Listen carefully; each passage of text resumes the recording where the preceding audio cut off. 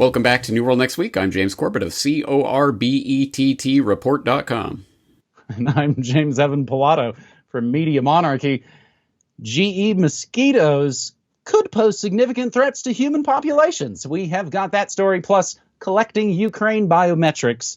But first, Saudis in talks to start selling some oil in yuan. We grabbed this from anti-empire.com. And I have to say right from the beginning, look at these dudes. Face masks and elbow bumps. What a bright, horrible future. They look like they're striking like superhero poses or something. Saudi Arabia is in active talks with Beijing to price some of its oil sales to China in yuan, a move that would dent the U.S. dollar's dominance of the global petroleum market and mark another shift by the world's top crude exporter toward Asia. The talks with China over yuan-priced oil contracts have been off and on for 6 years, but have accelerated, as many things have this year, as the Saudis have grown increasingly unhappy with decades-old U.S. security commitments to defend the kingdom. The Saudis are angry over the U.S.'s lack of support for their criminal intervention in the Yemen civil war and over the Biden administration's attempt to strike a deal with Iran over its nuclear deal program. Saudi officials have said they were shocked by the precipitous U.S. withdrawal from Afghanistan last year, and notes that China buys more than 25% of the oil that Saudi Arabia exports. If priced in yuan, those sales would boost the standing of China's currency. The Saudis are also considering including yuan-denominated futures contracts known as the Petroyuan in the pricing model of Saudi Arabian oil company, aka Aramco. It would be a profound shift for Saudi Arabia to price even some of its roughly 6.2 million barrels a day of crude exports in anything other than U.S. American dollars. The majority of global oil sales, around 80%, are done in the U.S. dollar, and the Saudis have traded oil exclusively in the dollar since 1974 in a deal with the Nixon administration that included security guarantees for the kingdom. China introduced yuan-priced oil contracts in 2018 as part of its efforts to make its currency tradable across the world, but they didn't make a dent in the dollar's dominance in the oil market.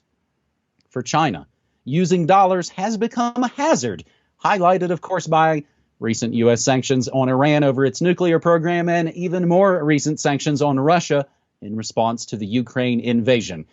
In other news, James, I think this is kind of interesting and worth pointing out. Biden ends military aid for Saudi war in Yemen February 5th, 2021. Also, Biden pledges U.S. support against Houthi attacks to Saudi king February 9th, 2022. They say one thing and do another, while, of course, their corporate prostitutes run cover for them. James, it's almost like saying the scamdemic's over while continuing to build the biosecurity state.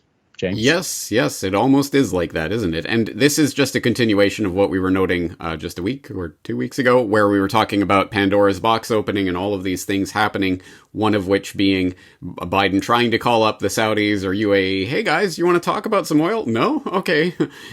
These are the types of changes that are occurring on the geopolitical scale right now, and I think longtime Corbett Report listeners will understand what's happening and the significance of what's happening right now. But for people who are just getting on board with this and learning about reality, I'll throw in the link to the petrodollar search on CorbettReport.com as well as the Petroyuan search, because I've talked about both repeatedly for the past 5 or 6 years. There's a lot to go through in the history of what this system is, how it came about, and what the Petroyuan alternative looks like.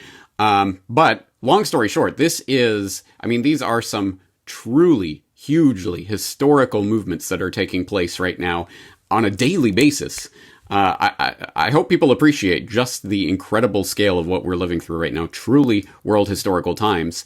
And I have said it before. I am saying it now. I will say it again. I think what this is fundamentally at base about is a shift over in the world monetary paradigm. And I think that was expressed quite well by David Hendrickson on the Geopolitics and Empire podcast recently, on where he talked about weapons of financial destruction. WFDs unleashed on Russia, China, and Iran. Yeah, the delisting of Russian banks from SWIFT is that's a nuclear weapon on the financial scale. And we are just starting to see the effects of that and how that's going to play out geopolitically. Part of which is this gigantic realignment that, again, would have been unthinkable in the previous Pax Americana era of Saudi Arabia. Like, oh, we don't need your U.S. military umbrella. That's it. Petrodollar? Maybe not. Maybe we'll inch out of the petrodollar.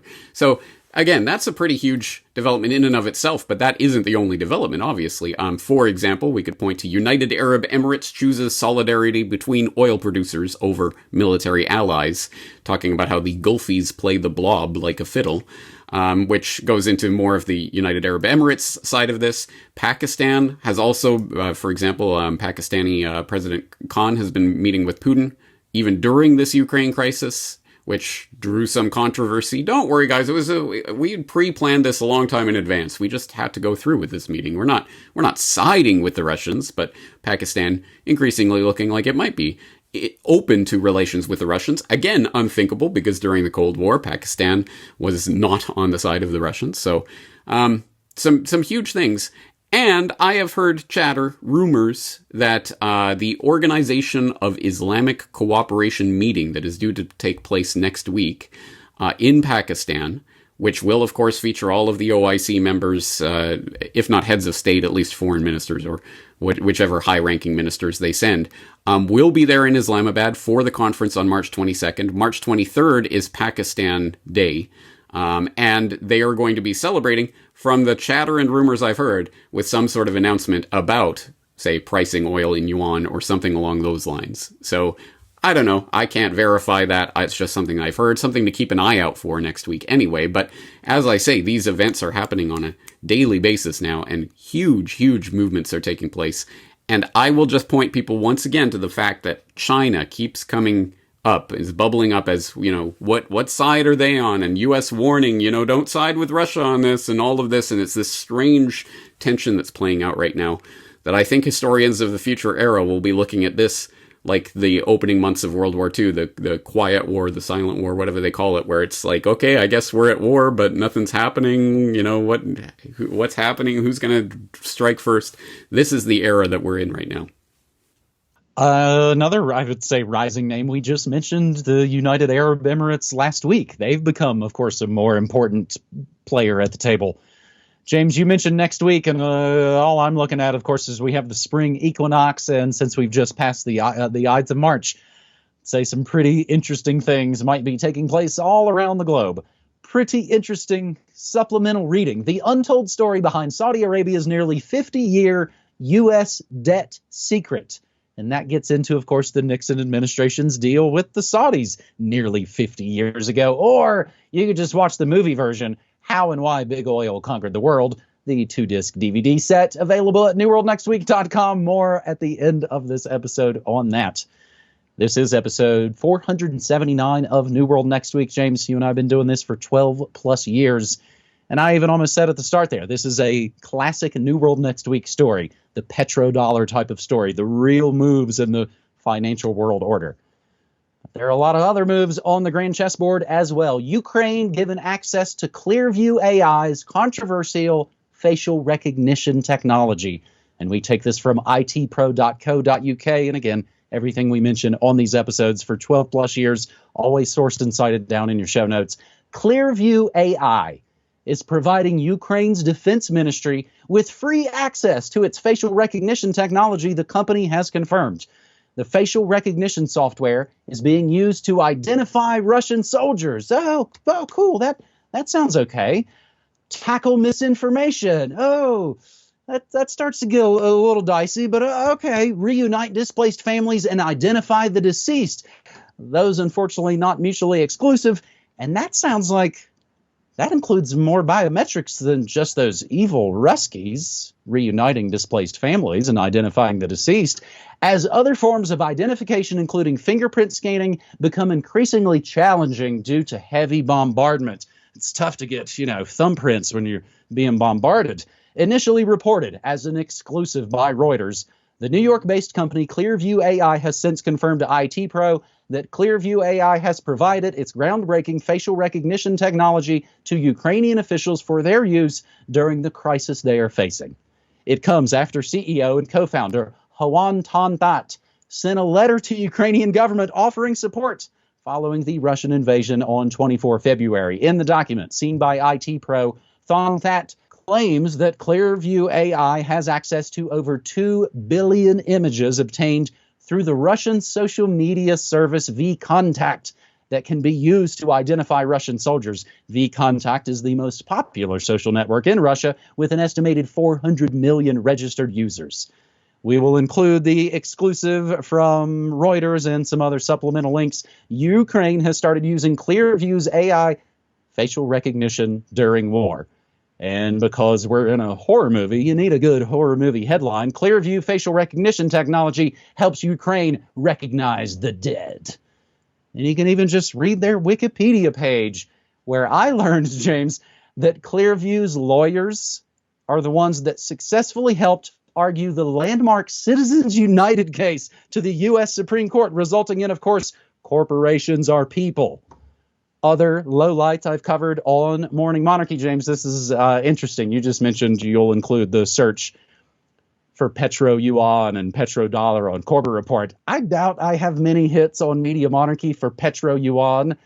You have 0 hits for Clearview on CorbettReport.com. So I got you covered. Clearview AI broke Canadian privacy laws with facial recognition tool, February 2021. Clearview's facial recognition app just been used by all your favorites at the Justice Department, the Immigration Department, Macy's, Walmart, the NBA, Best Buy, Homeland Security, Miami Police, Philadelphia Police, Indiana Police, New York Police, Kohl's, Wells Fargo, Bank of America, those good folks. That goes back to February 2020. But the most recent, James, Clearview launches facial recognition tools to de-blur images and remove masks. October 2021. That seems vaguely important in the scamdemic era. So, James, you can assure me none of this will fall into the hands of the bad guys, will it? Assuming you don't already think the neo-Nazis we're now supposed to love and support aren't bad, James. Right, yeah. Wait, there are good guys? Wow, cool. News to me. I haven't seen any yet. Yeah, exactly right. And thank you for covering the Clearview side of this. On facial recognition in general, I will point people back to my conversation with Michael Meharry of the 10th Amendment Center from the early 2020, just before the scamdemic hit, on the facial recognition pushback that was happening legislatively in various municipalities around the United States, passing ordinances that they will not use facial recognition for policing and what have you. So that was a movement that was gaining some traction and attention before the world changed forever into the next new normal, blah, blah, blah, whatever. So I think the way to understand and frame what is going on here is, okay, let me get this straight. Ukraine's defense ministry is rolling out this facial recognition technology to scan for bad guys and to scan the good guys on our side and to scan everyone and get all of their biometric information. That seems to me a tacit admission of something that I think both you and I have tried to warn about for many years now. Facial recognition is a weapon system, or at the very least, it is something that will be deployed in warfare as a way of controlling the battle space and understanding the enemy / our own citizens while we're at it, who, by the way, let me repeat this again, because I say it every week now, but it's still important to repeat. This is a war. It's a war on all of us, and it is a war by our individual governments working in concert that are essentially attempting to control the human population, and they are going to use weapons in this war like facial recognition, biometrics, fingerprint scanning, iris scanning, digital ID. If that sounds familiar to you, thank you. Ding, ding, dong, ding, you are paying attention. If not, please see my recent podcast episode on the global digital ID prison, where you can find out about how this agenda is absolutely central to the takeover of the planet that is happening right now. And they're going to use every excuse to roll that agenda out. And no excuse is a better excuse than war. That is, of course, they always love to test out their new trinkets and technology for controlling the population during times of war. So no surprise at all, really, to see the Ukraine Defense Ministry rolling this out right now. It just hit me, James. I'm sure Apple, when things get hot, Apple won't turn over all those eye retinas they, of course, have their hands on, would they? No, they'd never do that to you. I think to put this story into maybe some more recent terms, because those unfortunately are the only terms that most of the normie folks will remember, expect to see something like this headline in the future. The Taliban have seized U.S. military biometric devices. August 2021. Won't fall into the enemy's hands, though. And again, as long as we're talking about the war-ons, war du jour, James, I actually had somebody mention war-ons in an email recently. So we've coined, coining new terms here. I'm sure a lot of people out there have seen their friends and family that were noted epidemiologists the last 2 years suddenly become geopolitical experts now. Maybe hit them up with that biometric story instead. And I would say definitely send them this one. Deleted web pages show Senator Obama led effort to build Ukraine-based biolab. Recovered by the National Pulse, the 2010 article raises serious questions about U.S. government activity in Ukraine stretching back almost 2 decades. Fake right loads the gun, fake left pulls the trigger. Let's jump to our final segment here on New World Next Week, episode 479. Again, James, we've talked about all of these stories before, but they keep coming back again. It's almost like they, when they run selections to try and, get you to vote the right way. Scientists to release GMO mosquitoes funded by Gates in California and Florida. We grabbed this from MiamiStandard.news, James, which sort of looks like a regular normie news site. And then I'm seeing links to, of course, InfoWars and other places, because, of course, it is an information war. Millions of GMO mosquitoes funded by the Bill and Melinda Gates Foundation are set to be released in California and Florida. The EPA greenlit the release of the GMO mosquitoes as part of a pilot program to crowd out natural mosquitoes in selected areas of those 2 states.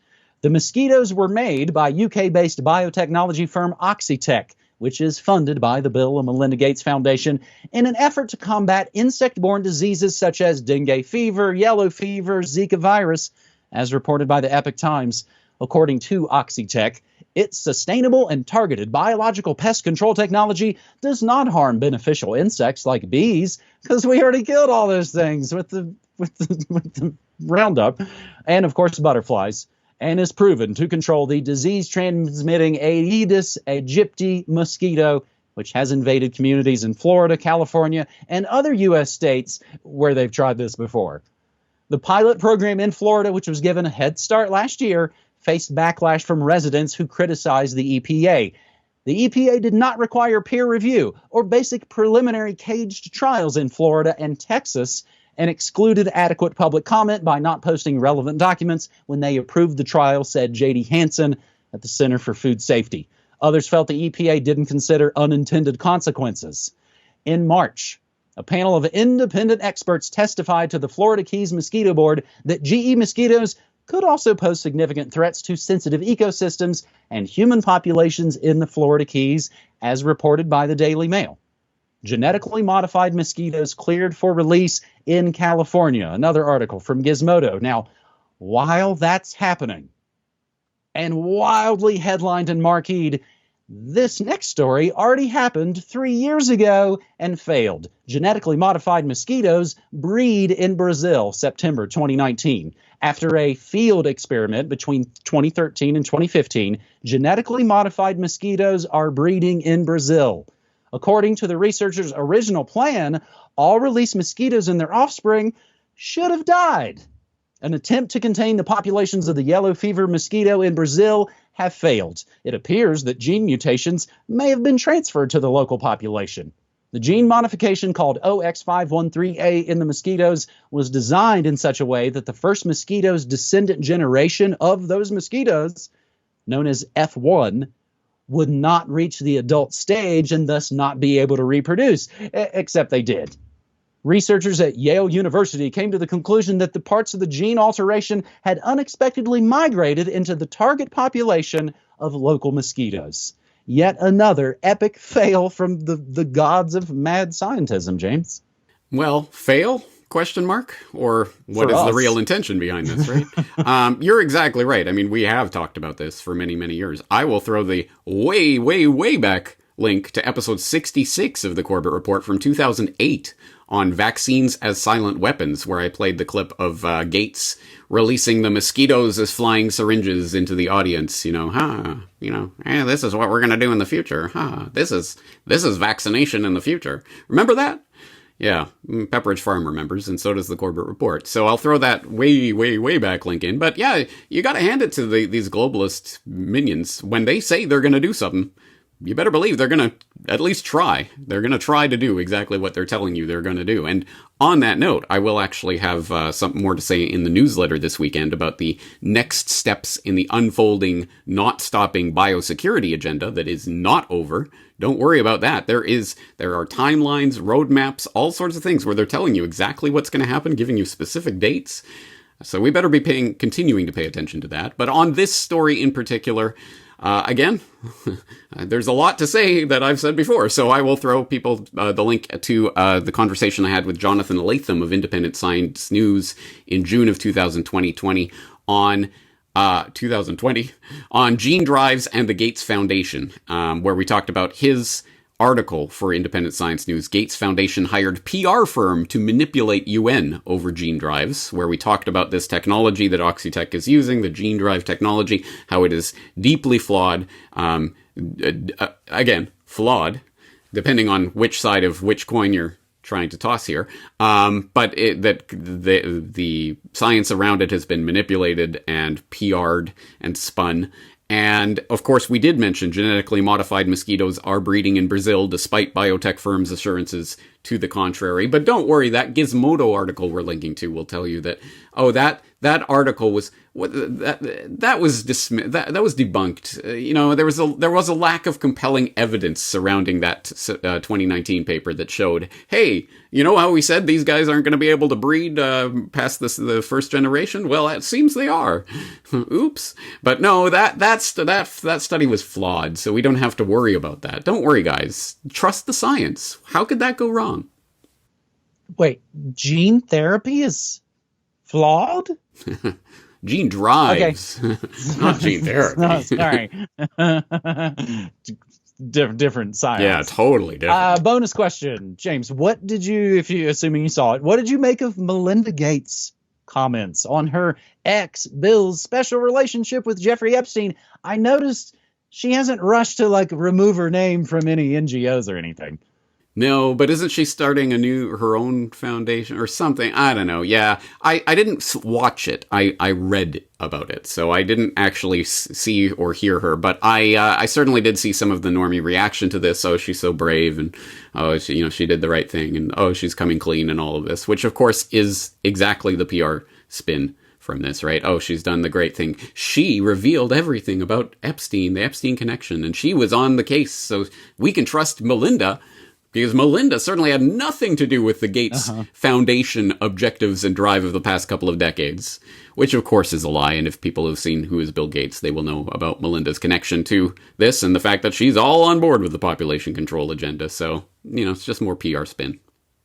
And of course, now that I think of it, because of course we've meant to not be thinking about it, Ghislaine Maxwell still sitting around waiting for sentencing, hoping she makes it to June. In other news, the Federal Reserve raised interest rates for the first time in 4 years. There was an earthquake in Japan, and there's brand new, never-before-seen footage of 9/11. The Ides of March generally signals the start of a month and a half of complete and total New World Order rituals and madness, and this year looks to be no different. And that's New World Next Week, episode 479 for St. Patrick's Day, Corbett. As we wrap up this episode, yeah, I know we're both big into it. And I'm not wearing green. What are you wearing? And I'm not either.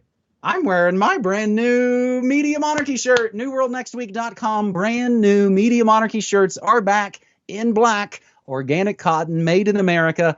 You might want to sign up, as we have noted before, at NewWorldNextWeek.com to get notified about upcoming additions to the store, and the shirts is just part of it.